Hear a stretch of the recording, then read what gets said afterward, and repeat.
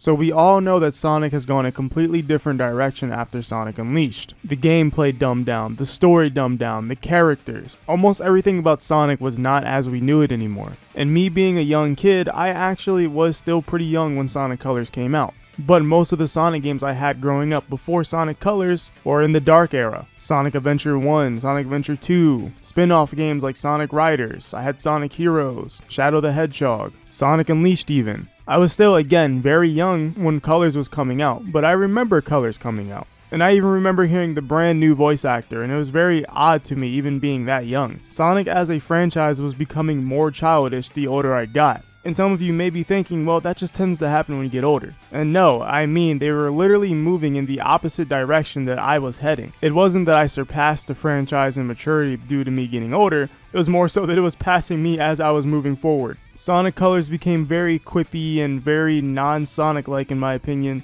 and it felt more like a Saturday morning cartoon. And Sonic was that at some point, but the hot streak we were on with Sonic stories and the serious tone of Sonic games, it was very jarring. It felt like a really huge mix-up that didn't need to happen.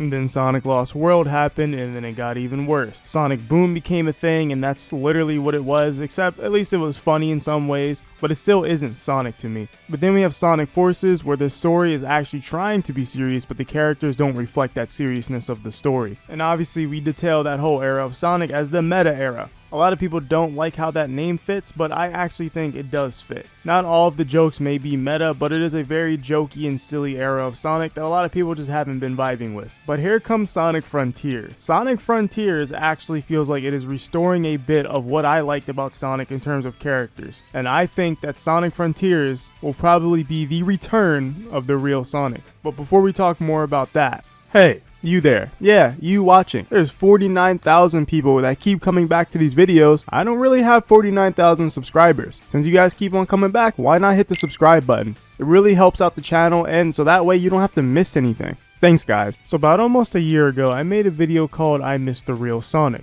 This video detailed how I felt about Sonic's character and what Sonic really was to me, and what the truest version of Sonic was to me personally. So when I say the real Sonic, your real Sonic may differ from mine, but the Sonic that I like is the Sonic that I grew up with. And to me, that is the truest version of the character because it feels like he sticks to the most original aspect of the character. He wasn't a corny joke machine, and Sonic actually had real character traits to him. You can see this heavily in games like Sonic and the Black Knight. But now in Sonic Frontiers, things have changed.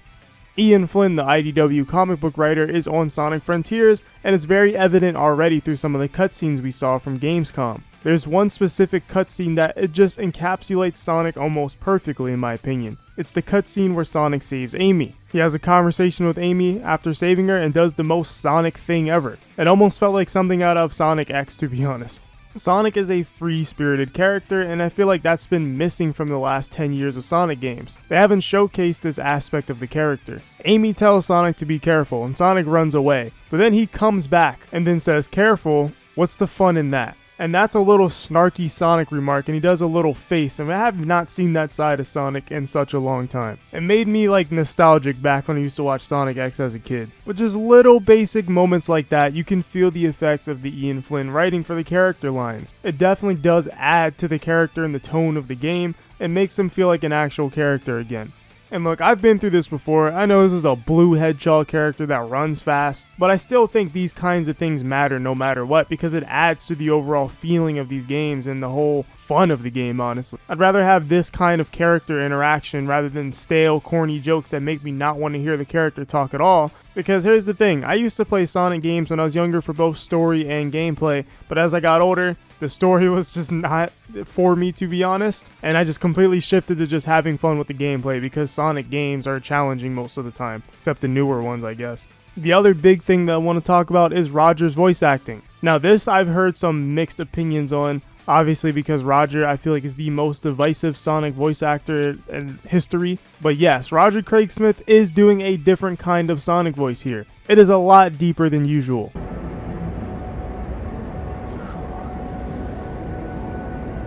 Looks like I'm the only one who made it out of that, whatever it was.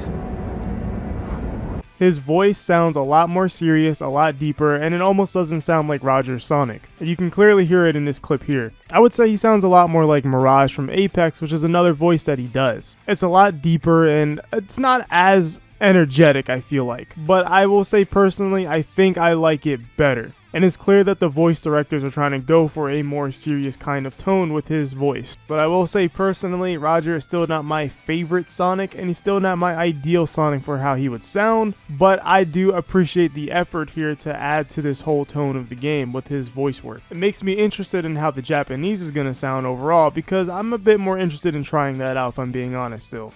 But these are signs that they're taking, the Sonic story and characters serious again, and it has me a bit intrigued, I'll say. So maybe the real Sonic is going to return in Sonic Frontiers. Let me know in the comments below, is this kind of stuff exciting you, or do you not really like this? Do you enjoy the meta era? Make sure you guys drop a like button and subscribe, and like always, I'll see you in the next one. Well, whatever happens, happens.